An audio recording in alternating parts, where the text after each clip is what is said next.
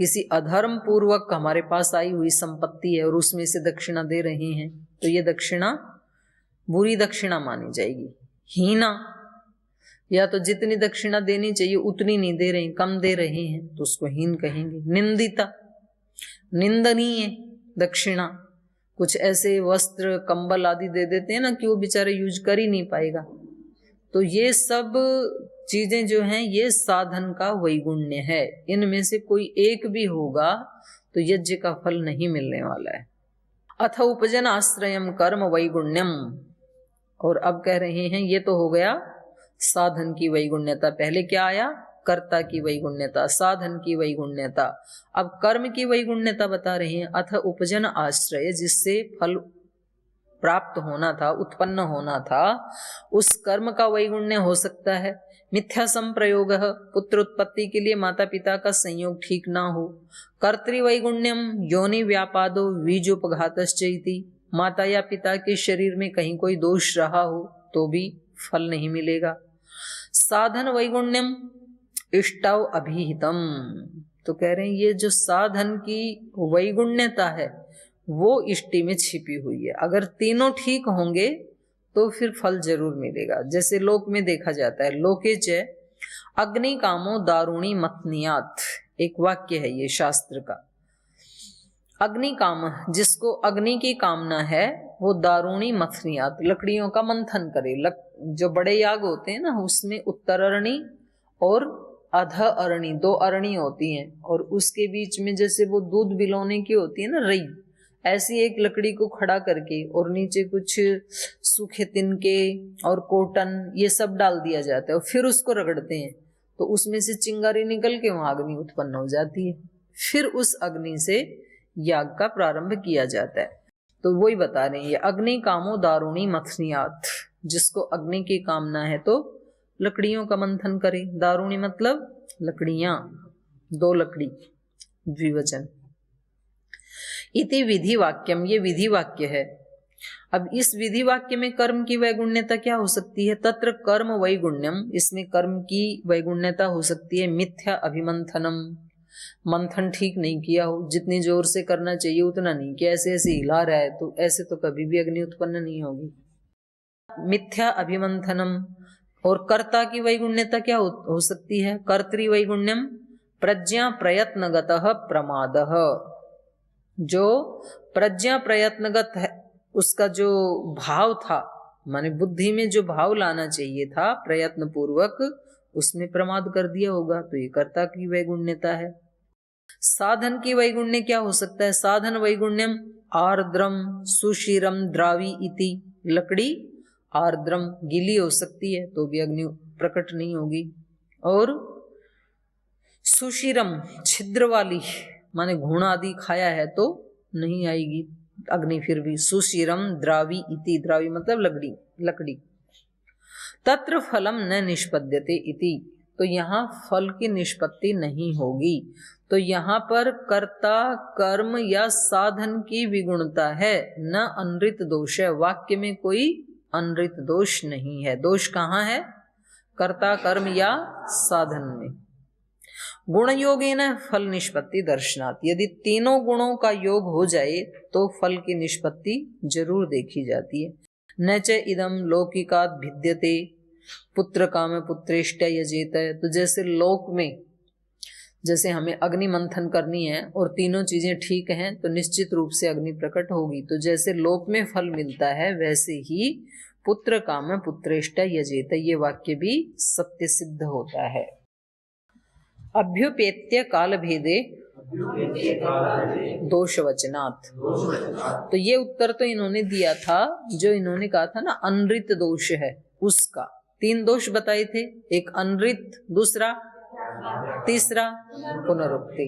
तो पहले का दिया कि भाई ये शास्त्र अनृत नहीं है, कहीं ना कहीं कर्ता में कर्म में या साधन में वैगुण्य होता है तो फल की निष्पत्ति नहीं होती है। अब दूसरा इन्होंने आक्षेप किया था कि व्याघात, ये कह रहे हैं व्याघात दोष नहीं है उन वाक्यों में जो उन्होंने बताया ना, सूर्योदय से पहले, सूर्योदय के बाद या संधि काल में।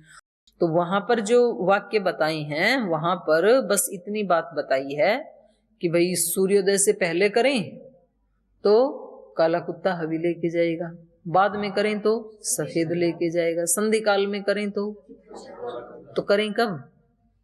तो ये आक्षेप लगाया ना इन्होंने, कह रहे नहीं ये दोष नहीं है, बल्कि वहां पर क्या कहा गया उन वाक्यों से, अभ्युपेत्य, अभ्युपेत्य माने संकल्प लेकर के या व्रत लेकर के, काल भेदे, फिर यदि काल भेद करते हैं तो दोष वचनात्, दोष वचन दिखाया है वहां पर ये दिखाया है कि एक बार आपने जिस काल में यजन करने का संकल्प लिया और फिर आप उस काल का भेद करते हो, यदि किसी दिन तो सूर्योदय से पहले कर लेते हो, अंधेरे में 5 बजे ही कर दिया काम, किसी दिन 6-7 बजे सूर्योदय हो गया, ऊपर चढ़ गया तब करते हो, किसी दिन संधि काल में, तो ये दोष है।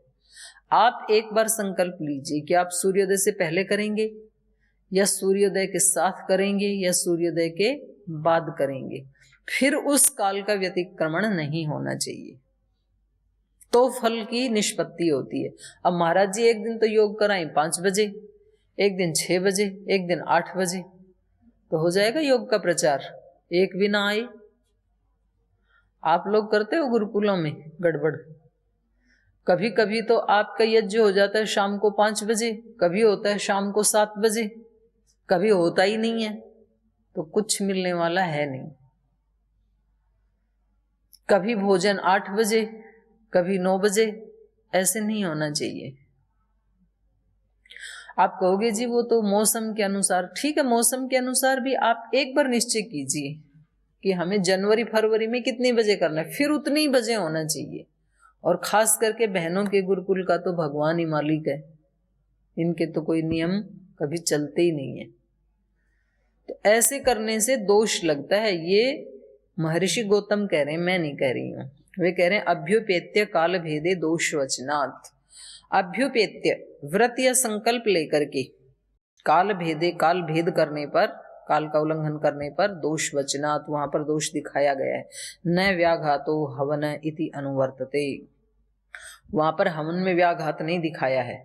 यो अभ्युपगतम हवन कालम भिन्नति, जो संकल्पित हवन काल का भेदन करता है, ततो अन्यत्र जुहोति, जो संकल्प लिया था उससे अन्यत्र काल में जो हवन करता है, तत्र अभ्युपगत काल भेदे दोष उच्यते, तो वहां अभ्युपगत काल का भेद करने पर, उसका उल्लंघन करने पर दोष कहा गया है।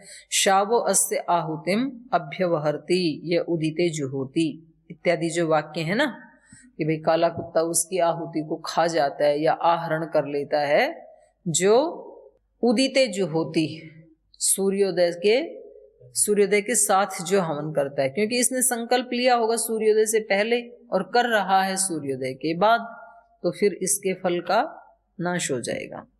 तद इदम विधि भ्रेषे निंदा वचनम इति, तो यहाँ पर ये जो वाक्य हैं ये क्या है, निंदा वचन कहा है, वहां पर व्याघात नहीं है, बल्कि जो विधि वाक्य हैं उस विधि में, विधि को भ्रष्ट करने पर, विधि भ्रेषे, आपने विधि को भ्रष्ट कर दिया तो आपकी निंदा के लिए वो कहे हैं कि आपने एक बार जो संकल्प लिया वो कार्य आपको उसी समय करना चाहिए। कोई इमरजेंसी हो तो अलग बात है, जैसे मानो कोई व्यक्ति बीमार हो गया, कोई बात नहीं, या और कोई ऐसी इमरजेंसी आ गई, वरना तो जो संकल्प लिया है उसी काल में वो कार्य करना चाहिए। अब मान लो महाराज जी कभी किसी दिन आए ही 6 बजे, तो फिर तो 6 बजे ही आएंगे ना शिविर में, भाई 5 बजे यदि यात्रा में है कहीं तो वो तो एक अलग बात है, लेकिन एक बार जो संकल्प लिया तो फिर वो कार्य उसी समय होना चाहिए, तो सीखने जैसी बात है यहाँ पर। आगे अनुवादोपपत्तेश्च, तीसरा दोष क्या था इनका, पुनरुक्ति। कह रहे थे कि एक ही चीज को बार बार कहा जाता है, बोले बार बार कहा जा रहा है उसको पुनरुक्ति नहीं कहते, उसको क्या कहते हैं, अनुवाद। अनुवाद उपपत्ते, अनुवाद की उपपत्ति होने से, देखो जो सार्थक अभ्यास है उसको अनुवाद कहते हैं, और जो निरर्थक अभ्यास है उसको पुनरुक्ति कहते हैं। पुनरुक्त दोषो अभ्यासे न इति प्रकृतम, यहाँ पर पुनरुक्ति का दोष नहीं आएगा अभ्यास करने में, ऐसा पीछे से आ रहा है। अपने आप ही बता रहे हैं। अनर्थको अभ्यास पुनरुक्तम। पुनरुक्ति किसको कहते हैं? निरर्थक अभ्यास को। निरर्थक किसी एक शब्द को बार बार बोल रहा है उसको क्या कहेंगे? पुनरुक्ति दोष। आप मेरे को 3 बार कहो जी टाइम हो गया कक्षा का, फिर कहो टाइम हो गया, फिर कहो टाइम हो गया, तो मैं कहूंगी भाई मेरे को समझ में आ गया, आप क्यों बोल रहे हो 3 बार? तो ये आपका 3 बार बोलना क्या है? निरर्थक। इसको क्या कहेंगे? पुनरुक्ति दोष। और जब मैं आपको कहती हूं कि चलो चलो चलो, तो इसका मतलब क्या है? यहाँ पर जल्दी चलने के लिए कहा जा रहा है कि थोड़ी जल्दी है इसलिए हम कहते हैं ना चलो चलो चलो। तो ये क्या है? सार्थकता। इसको पुनरुक्ति नहीं कहेंगे। ये क्या है? अनुवाद। एक ही वाद को फिर दोहराया जा रहा है, उसको अनुवाद कहते हैं। तो अनर्थको अभ्यास है पुनरुक्तम। जो निरर्थक अभ्यास, अभ्यास माने बार बार कथन करना, तो उसको तो पुनरुक्ति कहते हैं। अर्थवान अभ्यासो अनुवाद, और जो सार्थक अभ्यास है उसको अनुवाद कहते हैं। यो अयम अभ्यास, तो जो वहां पर विधान किया है, त्रिप्रथमाम अनुआह त्रि उत्तमाम, 3 बार पहले जो ऋचा है उससे आहुति देनी चाहिए, और त्रि उत्तमाम 3 बार उत्तम माने लास्ट वाली से देनी चाहिए। तो वहां पर क्या है? अनुवाद उपपद्यते अर्थवत्वात्, क्योंकि वहां पर एक वचन है जो आगे दिखा रहे हैं। ये त्रिवचनेन ही प्रथमोत्तमयोः पंचदशत्वं सामीधेनीनां भवति। सामीधेनी ऋचाएं, सामीधेनी ऋचाओं का एक ग्रुप है सामवेद में, और वो ऋचाएं हैं 11, और वहां पर विधान है 5 बार देने का। पंचदशत्वम सामीधेनी नाम ऐसे कहा है। पंचदशत्व मतलब 15 बार। सामीधेनी ऋचाओं से 15 बार आहुति देनी चाहिए, या उसका उच्चारण करते, मंत्र पाठ करते हैं तो 15 बार होना चाहिए, ऐसा विधान है शास्त्र में। और ऋचाएं कितनी हैं? 11। तो इसलिए पहली वाली का 3 बार करते हैं, लास्ट वाली का 3 बार, तो 11 और 4 15। 2 बार एक्स्ट्रा हो गया ना, पहली वाली का 2 एक्स्ट्रा हो गया, लास्ट वाली का 2 एक्स्ट्रा हो गया, तो 11 + 4 15। तो सार्थकता के लिए वहां पर कहा गया है, तो उसको पुनरुक्ति नहीं कहेंगे, उसको अनुवाद कहेंगे। त्रिवचने नहीं, जो वहां पर कहा त्रिवारम, जो प्रथमाम त्रिही अनुआह ऐसे कहा है। प्रथम उत्तमयोः, प्रथम और उत्तम ऋचा के बारे में, तो वहां पर पंचदशत्वम सामीधेनी नाम, जो सामीधेनी ऋचाएं हैं उनका पंचदशत्व पूरा करने के लिए पंचदशत्वम सामीधेनी नाम भवति, उनका 15 बार पूरा करने के लिए कहा गया है। तथा च मंत्र अभिवाद, और ऐसा ही वहां पर मंत्र का अभिवाद है, वहां पर कहा भी गया है। इदम अहम भ्रातृव्यम पंचदश आवरणेन वाग्वज्रेण बाधे यो अस्मान द्वेष्टि यम च वयम द्विष्म। वहां पर कहा है कि 15 बार कहने के बाद, माने 15 बार उच्चारण करने के बाद, इदम अहम भ्रातृव्यम, इस प्रकार से मैं शत्रु का, भ्रातृव्य मतलब शत्रु, इस प्रकार से 15 बार उच्चारण करने के बाद पंचदश आवरण वाग्वज्रेण, पंचदश माने 15 बार जब वो ऋचाएं बोली जाती हैं तो वो क्या बन जाता है? वाणी रूपी वज्र बन जाता है। तो उससे उसका उपघात किया जाता है, भ्रातृव्य का, शत्रु का। कौन से शत्रु का? यो अस्मान द्वेष्टि यम च वयम द्वेष्म, जो हमारे से द्वेष करता है और हम जिससे द्वेष करते हैं, तो उस शत्रु का वाणी रूपी वज्र से घात करने के लिए, उसको पीड़ा देने के लिए 15 बार उच्चारण किया जाता है। तो ये क्या हो गई? सार्थकता हो गई, ये पुनरुक्ति नहीं है। इति पंचदश सामीधेनी वज्रम मंत्र अभिवदति, तो इस प्रकार से जो 15 सामीधेनी मंत्रों को वाणी रूपी वज्र कहा जाता है। तद अभ्यासम अंतरेण न स्यात् इति, यदि 3 बार उनका उच्चारण ना करें तो ये 15 बनेगा ही नहीं। 15 नहीं बनेगा तो वज्र नहीं बनेगा, वज्र नहीं बनेगा तो शत्रु का नाश नहीं होगा। इसलिए ये 3 बार जो कहा जाता है ये सार्थक अभ्यास है। और सार्थक अभ्यास को क्या कहा जाता है? अनुवाद। और निरर्थक अभ्यास को क्या कहा जाता है? आगे चलिए, तो तीनों दोषों का इन्होंने क्या कर दिया? निराकरण कर दिया। वाक्य विभागस्य च अर्थ ग्रहणात्। बोले वाक्य का जो विभाग किया जाता है, जो शास्त्र के वाक्य हैं उनमें, बोल जी आपने कहीं आप उसको अर्थवाद कह देते हैं, कहीं अनुवाद कह देते हैं, कहीं विधि कह देते हैं, तो ये सब क्यों करते हैं आप? बोले वो किस लिए करते हैं? अर्थ ग्रहणात्, सप्रयोजनता के कारण करते हैं, उसका कोई प्रयोजन होता है। वाक्यों का जब विभाग किया जाता है शास्त्र में, कुछ विधि वाक्य हैं, कुछ निषेध वाक्य हैं, कुछ अनुवाद वाक्य हैं, कुछ अर्थवाद वाक्य हैं, ये सारा विभाग किसके लिए है? सार्थकता के लिए, अर्थ ग्रहणात्, उसका प्रयोजन है। प्रमाणम शब्दों यथा लोके। बोले ये शब्द प्रमाण जो है ये भी प्रामाणिक ही है, अप्रमाण नहीं है। यथा लोके, जैसे कि लोक में भी हम वाक्यों का क्या कर लेते हैं? विभाग कर लेते हैं। तो जब हमें विधान करना होता है तो वो समझ जाते हैं लोक में भी। जैसे मुझे विधान करना है आप यहां से तुरंत जाएं, तो फिर मैं एक वाक्य को 3 बार बोलूंगी, चलो चलो चलो, तो आप समझ जाएंगे कि मैं क्या कहना चाह रही हूं, जल्दी चलने के लिए कहना चाह रही हूं।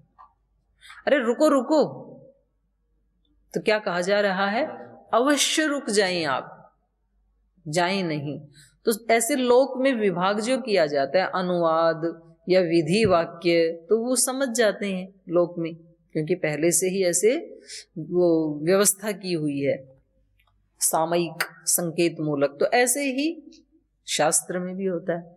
विभागश्च ब्राह्मण वाक्यानाम त्रिविधः, जो ब्राह्मण वाक्य हैं, क्योंकि ब्राह्मण ग्रंथ जो है ना वो ज्यादातर उसमें कर्म कांड का विषय है, तो उसमें जो वाक्य हैं उनके 3 विभाग किए गए हैं। कौन कौन से हैं? विध्यर्थवादा, अनुवाद वचन, विनियोगात। वहां पर कुछ विधि वचन है, विधि वाक्य हैं, जैसे स्वर्ग कामो अग्निहोत्रम यजेत, ये क्या है? विधि वाक्य है। ये विधान किया जा रहा है भाई, जिसको स्वर्ग की कामना है तो वो प्रतिदिन अग्निहोत्र किया करे। कुछ निषेध वाक्य होते हैं। तो विधि, अर्थवाद। अर्थवाद क्या होता है? विधि के प्रयोजन का कथन किया जाता है, भाई ऐसा हम क्यों करें, रोजाना यजन क्यों करें, तो उसका प्रयोजन बताया जाता है वहां, उसका नाम है अर्थवाद। प्रयोजन बताना, उसकी प्रवृत्ति या तो निवृत्ति। प्रयोजन क्या होता है? या तो व्यक्ति की प्रवृत्ति करवाना या तो व्यक्ति की निवृत्ति कराना, दोषों से निवृत्ति करवाना, शुभ में प्रवृत्ति करवाना, इसका नाम है अर्थवाद। और तीसरा है अनुवाद। अनुवाद वचन विनियोगात। कहीं हमें कोई कार्य जल्दी करवाना है तो कहीं 2 बार बोलते हैं, कभी 3 बार बोलते हैं। तो इस प्रकार से जो ब्राह्मण वाक्य हैं उनका 3 भागों में विभाग किया गया। त्रिधा खलु ब्राह्मण वाक्यानि विनियुक्तानि, जो ब्राह्मण वाक्य हैं उनको 3 प्रकार से विनियोग किया गया है। विधि वचन, अर्थवाद वचन और अनुवाद वचनानि इति। कुछ विधि वचन है वहां पर, कुछ अर्थवाद हैं और कुछ अनुवाद वचन हैं। अब तीनों के बारे में बताएंगे। विधि क्या है? विधिर विधायकः। विधि वचन उनको कहते हैं जहां कोई विधान किया जाता है, जो प्रेरणा देने वाले वाक्य हैं, विधान करने वाले वाक्य हैं, उनको कहा जाता है विधि वाक्य। यद वाक्यम विधायकम चोदकम स विधि, जो प्रेरणा देने वाले वाक्य हैं, जो विधान करने वाले वाक्य हैं, उनको कहा जाता है विधि। विधिस्तु नियोगो अनुज्ञावा। विधि 2 प्रकार की होती है, एक तो नियोग और एक तो अनुज्ञा। नियोग किसको कहते हैं? जब व्यक्ति उस काम को नहीं कर रहा है तो उस काम में लगाना, इसको कहेंगे नियोग। और पहले से उस काम को कर रहा है तो उसमें और तल्लीनता से लगाया जाए, उसको कहते हैं अनुज्ञा। मानो आप पहले से ही योग करते हैं, मानो कोई व्यक्ति योग नहीं करता है तो फिर उसके लिए विधान ये होगा कि भाई आप सुबह सुबह योग किया करो। तो उसके लिए क्या हो गया, ये नियोग। अप्रवृत्त व्यक्ति को प्रवृत्त करना, ये नियोग है। और कोई पहले से ही रोजाना योग करता है तो बोले आप बहुत अच्छा कार्य करते हो, इसको छोड़ना मत, करते ही रहना, ये क्या है, अनुज्ञा। प्रवृत्त को और प्रवृत्ति में सातत्य रूप से लगाना, उसको अनुज्ञा कहते हैं। तो ये दोनों ही प्रकार के वाक्य क्या हैं, विधि वाक्य। यथा अग्निहोत्रम जुहुयात स्वर्ग काम, तो जैसे ये जो वाक्य हैं, स्वर्ग काम अग्निहोत्रम जुहुयात, पुत्र काम पुत्रेष्टौ जुहुयात, इस प्रकार के जो वाक्य हैं तो ये विधि वाक्य हैं। अर्थवाद क्या है, स्तुतिर निंदा परकृति ही पुराकल्प इत्यर्थवादः। 4 प्रकार के विधान है अर्थवाद में। स्तुति, किसी की प्रशंसा की जाती है, ये भी क्या है, अर्थवाद। या फिर निंदा की जाती है, या फिर परकृति ही, परकृति माने विरुद्ध विधि का कथन कहीं किया जाता है तो वो क्या है, अर्थवाद। या फिर पुराकल्प, पुराकल्प माने कोई ऐतिहासिक विधि, पहले कभी ऐसे हुआ था, ऐसा विधान। तो ये 4 प्रकार के जो वाक्य हैं ये अर्थवाद के वाक्य कहे जाएंगे। तो पहला जैसे स्तुति है, स्तुति किसे कहते हैं, विधे फलवाद लक्षणा या प्रशंसा सा स्तुति ही।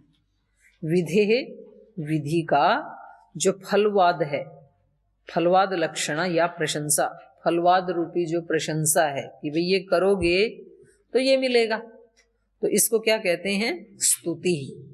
संप्रत्ययार्थ, संप्रत्ययार्थ मतलब निश्चयार्थ, निश्चय कराने के लिए, किसी व्यक्ति को विश्वास दिलाने के लिए वो फल बताना पड़ता है। प्राणायाम करो तुम्हारा कैंसर ठीक हो जाएगा, तो ये क्या है, प्रशंसा, स्तुति।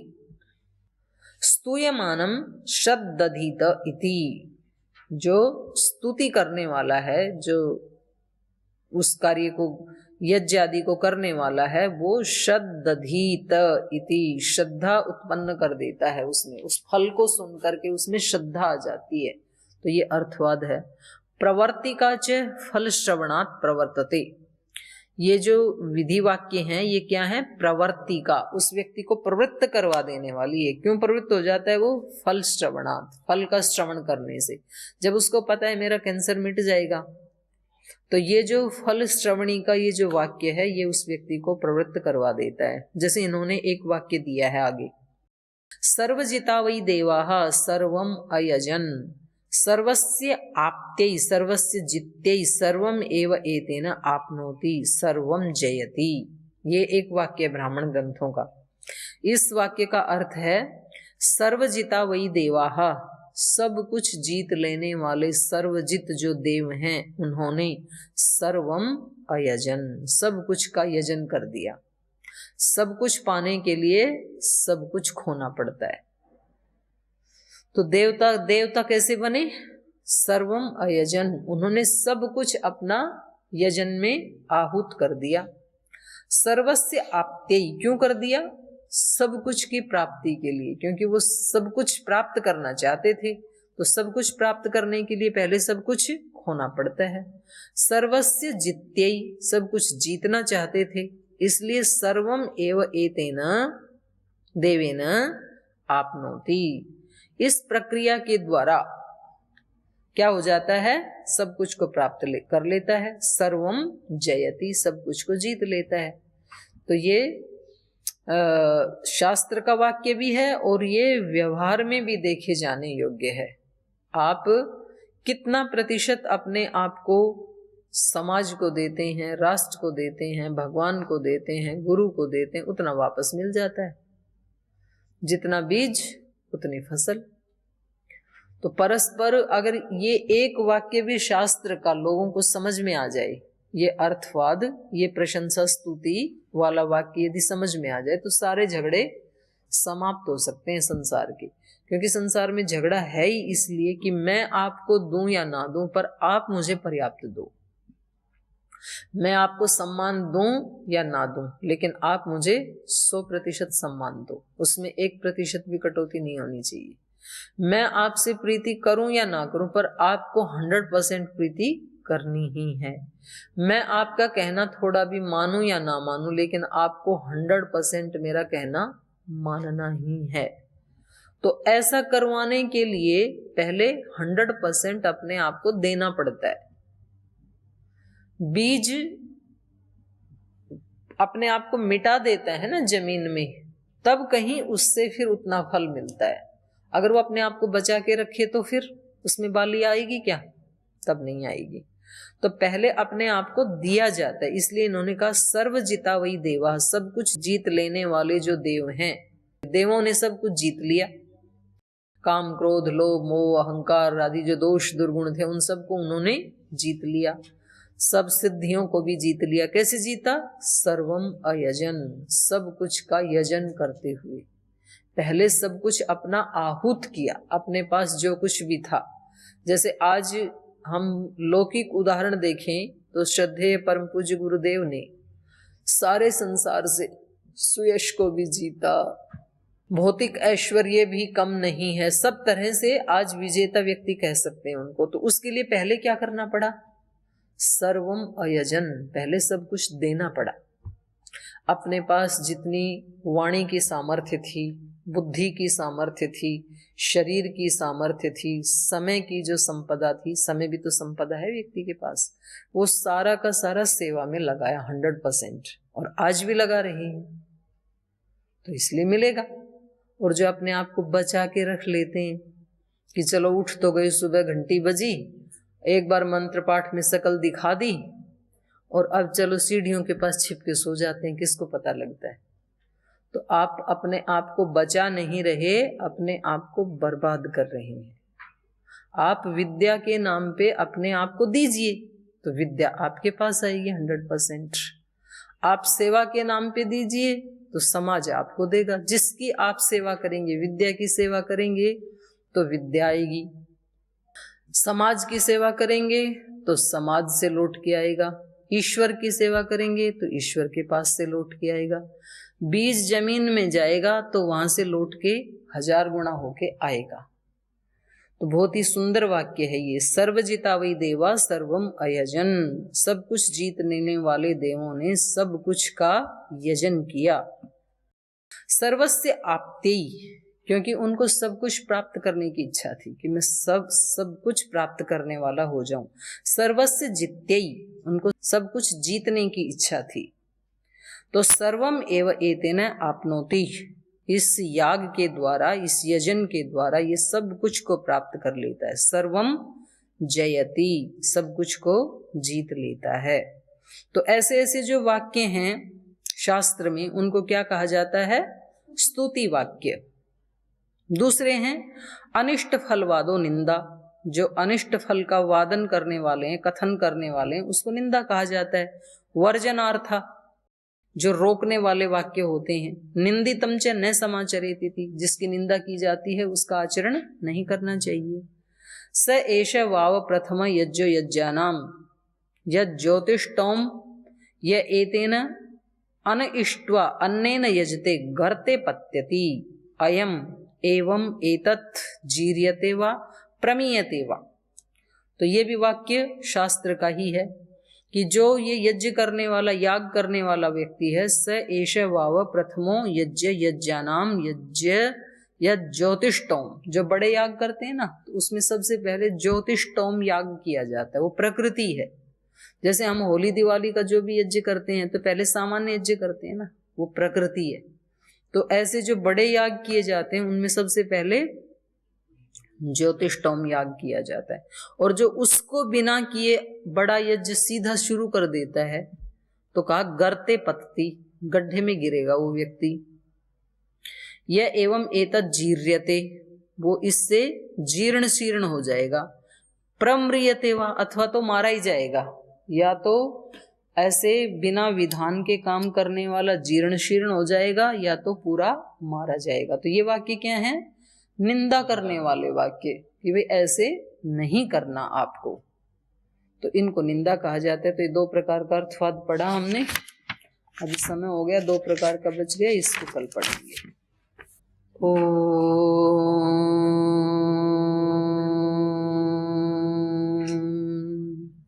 शांति शांति शांति।